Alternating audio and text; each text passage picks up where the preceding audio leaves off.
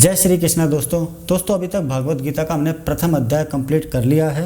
और प्रथम अध्याय जो युद्ध स्थल में सैन्य निरीक्षण था उसमें लास्ट वाले श्लोक में अर्जुन, अब जो संजय है वो धृतराष्ट्र को बता रहा है, क्योंकि अर्जुन दोनों सेनाओं के मध्य में खड़ा है, उसने हथियार डाल दिए है, शोक से वो पूरा क्लायमान हो रहा है और वो मतलब अब युद्ध नहीं करना चाह रहा है।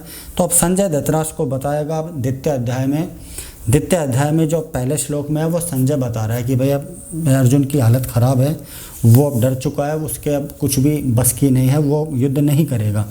तो चलिए आज दूसरा अध्याय हम सुन लेते हैं। दूसरा अध्याय का नाम है गीता का सार। अब दूसरे अध्याय में अब पहला श्लोक आता है, संजय बोल रहा है कि संजय उवाच तम तथा कृपयाविष्टम सुपूर्णा कुलक्षणम विषिदंतमिदम माक्य उवाच मधुसूदन है। संजय ने कहा, करुणा से व्याप्त शोक युक्त अश्रुपूरित नेत्रों वाले अर्जुन को देखकर मधुसूदन कृष्ण ने ये शब्द कहे। संजय धृतराष्ट्र को बता रहा है कि भाई जो करुणा से व्याप्त है, पूरा करुणा में हो चुका है, रो रहा है, वो आंखों से उसके आंसू निकल रहे हैं। तो उसे देखकर अब कृष्ण उसको समझाने की अब कोशिश करेंगे, कृष्ण उसको समझाएंगे। भौतिक पदार्थों के प्रति करुणा, शोक तथा अश्रु, ये सब असली आत्मा को न जानने के लक्षण हैं।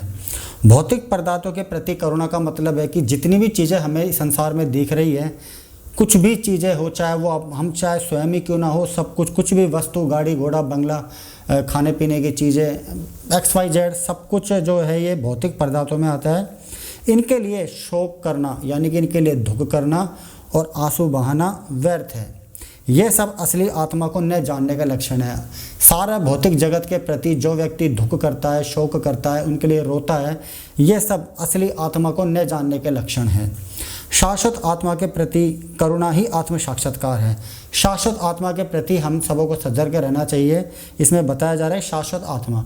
शाश्वत आत्मा उसे कहते हैं जो अजर अमर है, जिसे कोई मार नहीं सकता, कोई जला नहीं सकता, उसे कोई पानी में डुबा नहीं सकता, मतलब एक तरह का अमर है। शाश्वत आत्मा वही एक आत्मा है, उसके प्रति करुणा ही आत्म साक्षात्कार है, यानी शाश्वत आत्मा के प्रति आपको साक्षात्कार करना चाहिए। इस श्लोक में मधुसूदन शब्द महत्वपूर्ण है। कृष्ण ने मधु नामक असुर का वध किया था और अब अर्जुन चाह रहा है कि कृष्ण उस अज्ञान रूपी असुर का वध करे जिसने उसे कर्तव्य से विमुख कर रखा है। अर्जुन ने अपना समर्पण कर दिया है भगवान कृष्ण के आगे, वो हाथ जोड़कर खड़ा है, उसने धनुष और अपने बाण है वो रथ में रख दिए है। अब हाथ जोड़कर भगवान से बोल रहा है कि हे मधुसूदन, आप ही मेरा उद्धार करो, आप ही मुझे रास्ता दिखाओ, मुझे कुछ भी समझ में नहीं आ रहा है कि मैं क्या करूं, क्योंकि युद्ध भूमि में खड़ा है। यह कोई नहीं जानता कि करुणा का प्रयोग कहाँ होना चाहिए, और हमें यह भी देखना चाहिए कि भाई करुणा का प्रयोग कहाँ होना चाहिए। वैसे ये कोई नहीं जानता। गीता के अनुसार डूबते हुए मनुष्य के वस्त्रों के लिए करुणा मूर्खता होगी। अज्ञान सागर में गिरे हुए मनुष्य को केवल उसके बाहरी पहनावे अर्थात स्थूल शरीर की रक्षा करके नहीं बचाया जा सकता। जो इसे नहीं जानता और बाहरी पहनावे के लिए शोक करता है वह शूद्र कहलाता है। शूद्र 4 वर्णों में से एक है जो सबसे लास्ट में आता है, ब्राह्मण, क्षत्रिय, वैश्य, शूद्र। तो शूद्र का मतलब ये होता है कि भाई जो नीचे गिरा हुआ है, जिसने अपना कर्तव्य से वो निकल चुका है, एक तरह का जो होता है ना कि अपवित्र, वो होता है शूद्र। अर्जुन तो क्षत्रिय था, अतः उससे ऐसी आचरण की आशा नहीं थी। अब भगवान बोल रहे हैं कि भाई अर्जुन तो क्षत्रिय है, अर्जुन एक महान योद्धा है, अर्जुन बड़ी बड़ी बातें कर रहा था, वो साधु प्रवृत्ति का भी है, लेकिन अब वो क्या हो गया कि उस प्रकार से वो अब शोक कर रहे हैं। तो भगवान बोल रहे हैं कि भाई क्षत्रिय है। संजय बता रहा है धृतराष्ट्र की भाई ये तो क्षत्रिय है और वो ऐसे आचरण, उससे भगवान को ऐसी आशा नहीं थी। किंतु भगवान कृष्ण अज्ञानी पुरुष के शोक का विनष्ट कर सकते हैं और इसी उद्देश्य से उन्होंने भगवद गीता का उपदेश दिया।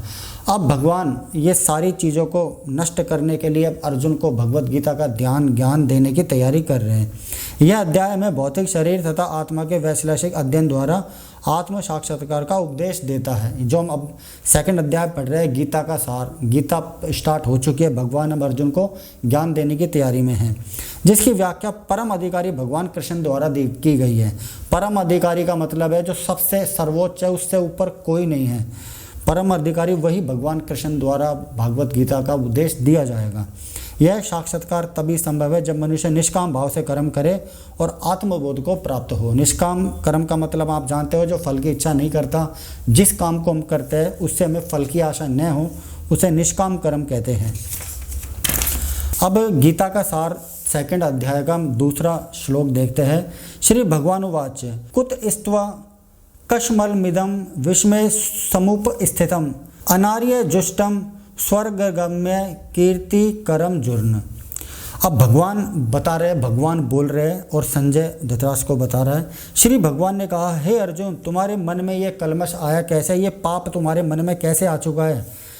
यह उस मनुष्य के लिए तनिक भी अनुकूल नहीं है जो जीवन के मूल्यों को जानता है। भगवान अर्जुन से बोल रहा है कि तुझे हर चीज़ की जानकारी है, तू इतना बड़ा इंसान है, तू धनुर्धर है, तू सारी चीज़ों को जानता है, तू जीवन के सत्य को भी जानता है, तो तेरे मन में ये पाप कैसे आया। इससे उच्च लोक की नहीं अपितु अपयश की प्राप्ति होती है। श्री कृष्ण तथा भगवान अभिन्न है। श्री कृष्ण और भगवान सबसे ऊपर है, इसीलिए श्री कृष्ण को संपूर्ण गीता में भगवान ही कहा गया है।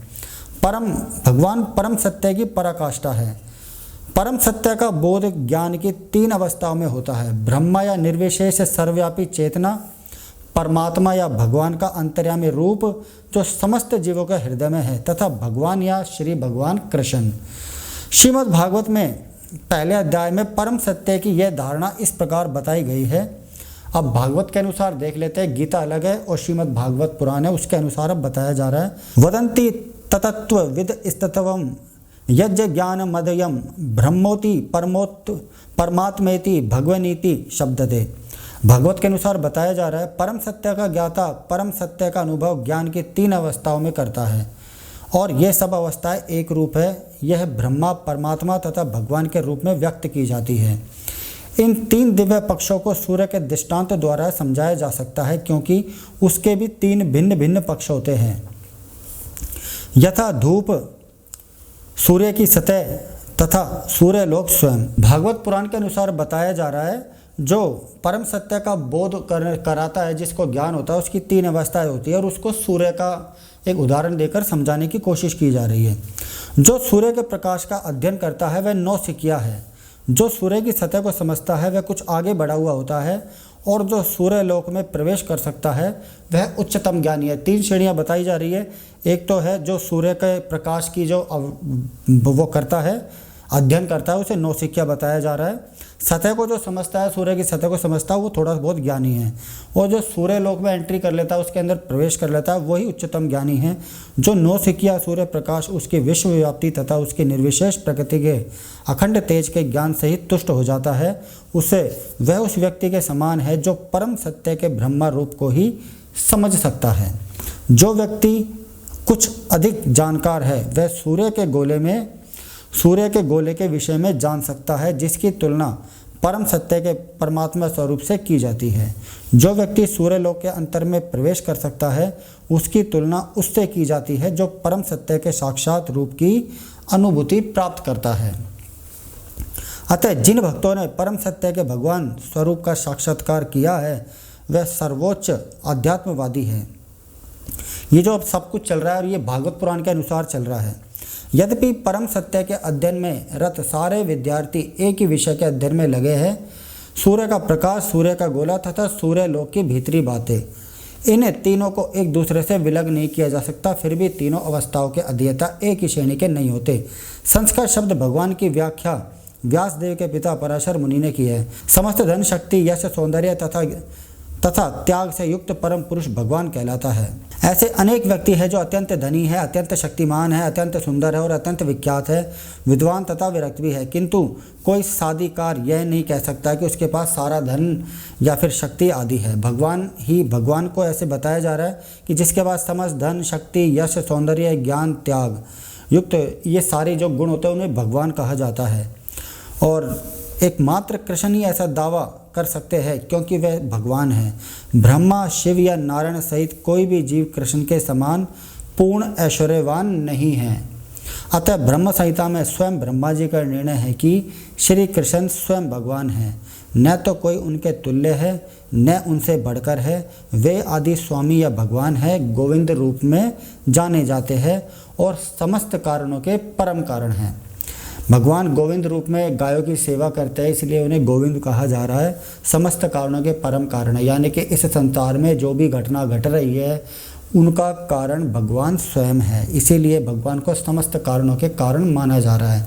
मैं ये पढ़ रहा हूँ गीता, आप सुन रहे हो, सूर्य उग रहा है, शाम को सूर्यास्त होता है, दिन होती है, रात होती है, बरसात होती है, छाया होती है, मतलब सब कुछ का कारण भगवान श्री कृष्ण है।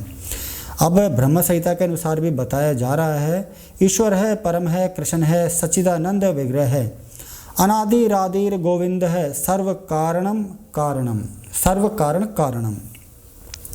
ऐसे अनेक पुरुष है जो भगवान के गुणों से युक्त है, किंतु कृष्ण परम है, क्योंकि उनसे बढ़कर कोई भी नहीं है। ब्रह्म संहिता के अनुसार बताया जा रहा है, ब्रह्म संहिता के 5वें अध्याय का पहला श्लोक ये बताया जा रहा है। वे परम पुरुष है और उनका शरीर सच्चिदानंदमय है। वे आदि भगवान गोविंद है और समस्त कारणों के कारण है। भगवान भागवत में भी भगवान के नाना अवतारों की सूची है। फिर वापस भागवत पुराण के अनुसार बताया जा रहा है, किंतु कृष्ण को आदि भगवान बताया गया है, जिनसे अनेकानेक अवतार तथा ईश्वर विस्तार करते हैं। अब अगला श्लोक भी भागवत के अनुसार बताया जा रहा है, ऐते चांस कलह पुंसः कृष्णस्तु भगवान स्वयं इंद्रादि व्याकुलम लोकम मृडयंती युगे युगे। यहाँ पर वर्णित सारे अवतारों की सूची या तो भगवान की अंश कलाओं पर अथवा पूर्ण कलाओं की है, किंतु कृष्ण तो स्वयं भगवान है। अतः कृष्ण आदि भगवान परम सत्य परमात्मा तथा निर्विशेष ब्रह्मा दोनों के उद्गम हैं। भगवान की उपस्थिति में अर्जुन द्वारा स्वजनों के लिए शोक करना सर्वथा शोभनीय है। अभी तक जो इसमें जो गीता में चल रहा है, दूसरे अध्याय का दूसरा श्लोक, तो अभी तक भागवत पुराण और ब्रह्म संहिता के अनुसार एक छोटा सा समझाया जा रहा था। अब वापस आ जाता है, वापस अब भगवान अब बता रहे हैं कि भगवान की उपस्थिति में अर्जुन द्वारा स्वजनों के लिए शोक करना सर्वथा शोभनीय है। अतः कृष्ण ने कुतः शब्द से अपना आश्चर्य व्यक्त किया। अब भगवान बोल रहे हैं अर्जुन से कि यार तू इतनी सारी बड़ी बड़ी बातें करता है, ज्ञानियों जैसी तू बातें कर रहा है। युद्ध शुरू होने से पहले तू ऐसा बोल रहा था कि मैं सभी को देख लूँगा। ये भी तूने कहा था कि भाई दोनों सेनाओं के मध्य में मुझे लेके चल, मैं देखता हूँ किसकी मौत आई है, कौन मुझसे युद्ध करने के लिए आया है। और अब तो इस तरीके से शोक कर रहा है।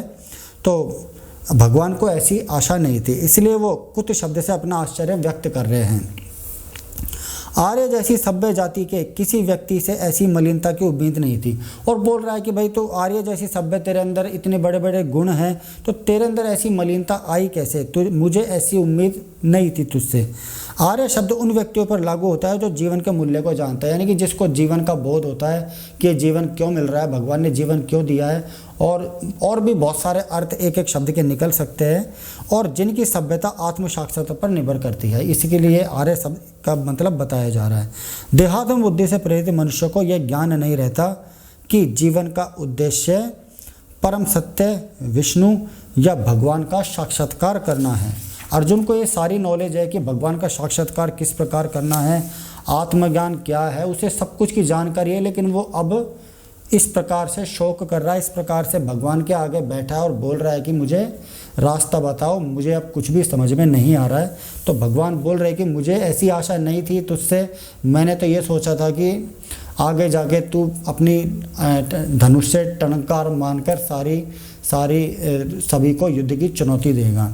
भगवान ने अर्जुन के लिए बड़े बड़े सपने देख रखे, लेकिन अर्जुन ये सारे सपनों को नष्ट करता दिखाई दे रहा है। वे तो भौतिक जगत के बाह्य स्वरूप से मोहित हो जाते हैं, अतः वे ये नहीं समझ पाते कि मुक्ति क्या है।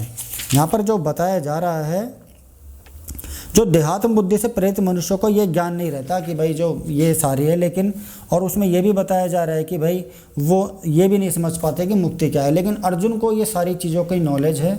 मुक्ति का अर्थ हम सभी को पता ही होगा, आपको भी पता होगा कि मोक्ष प्राप्त करना है, भगवान की शरण ग्रहण, भगवान के धाम में वापस जाना है। जिन पुरुषों को भौतिक बंधन से मुक्ति का कोई ज्ञान नहीं होता वे अनार्य कहलाते हैं। यद्यपि अर्जुन क्षत्रिय था, किंतु युद्ध से विचलित होकर वह अपने कर्तव्य से गुमराह हो रहा था। उसकी यह कायरता अनार्यों के लिए ही शोभा देने वाली हो सकती है।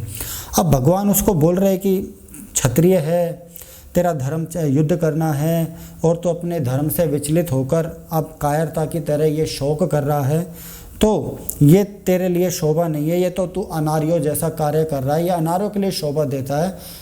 तुझ जैसे व्यक्ति के लिए जो आर्य बताया जा रहा है, तुझ जैसे व्यक्ति के लिए शोभा नहीं देता। कर्तव्य पथ से इस प्रकार विचलन न तो आध्यात्मिक जीवन में प्रगति करने में सहायक बनता है और न ही इस संसार में ख्याति प्राप्त की जा सकती है। अगर तू इस प्रकार शोक करता रहेगा, इस प्रकार तू अपने क्षत्रिय धर्म का पालन नहीं करेगा, युद्ध से तू भाग जाएगा, तो जो तेरा आध्यात्मिक जीवन में है वो प्रगति, जो तू आध्यात्मिक जीवन में जो प्रगति करना चाहता है वो नहीं कर सकता है, और इस संसार में भी ख्याति प्राप्त नहीं की जाएगी। तुझे लोग धुतकारेंगे, तेरे बारे में बुरी बुरी बातें बोलेंगे, तेरा जो ख्याति है, जो तुझे अब जो बोलते हैं ना कि जब जीत कर आते हैं, जब बहादुरी मिलती है, वो तेरी सारी बेकार हो जाएगी। भगवान कृष्ण ने अर्जुन द्वारा अपने स्वजनों पर इस प्रकार की करुणा का अनुमोदन नहीं किया। भगवान बता रहे हैं कि भाई मुझे ऐसी आशा नहीं थी, क्योंकि अर्जुन तो पहले से ही जानता होगा सब कुछ। जब युद्ध की घोषणा हुई थी, युद्ध शुरू हो रहा था, तो काफ़ी दिनों से युद्ध की चर्चाएं भी चल रही होंगी, तो अर्जुन को सारी चीज़ों की पहले से ही नॉलेज थी। तो भगवान भी ये जान रहे हैं कि भाई इसको तो सब कुछ पता ही है कि हमें जो युद्ध है वो किससे लड़ना है, क्योंकि सारी जानकारी होती है, हमें भी सब कुछ पता होता है। अब भगवान बोल रहे हैं कि भाई मुझे इस प्रकार की तुझसे आशा नहीं थी। तो दोस्तों आज के 2 श्लोक कंप्लीट हो गए। दूसरा अध्याय भागवत गीता का सार इसका नाम है। इसके 2 श्लोक कंप्लीट हो चुके हैं, और अब कल देखते हैं, कल भी भगवान ही बताएंगे, फिर अर्जुन उसका जवाब देगा। तो आज के लिए बस इतना ही। आप अपनी कमेंट करके जय श्री राधे, जय श्री कृष्णा टाइप करते रहे, और हमें इससे पता भी लगता रहेगा कि आपको वीडियो देखने में आनंद आ रहा है या फिर नहीं आ रहा है। ओके, जय श्री कृष्णा, राधे राधे।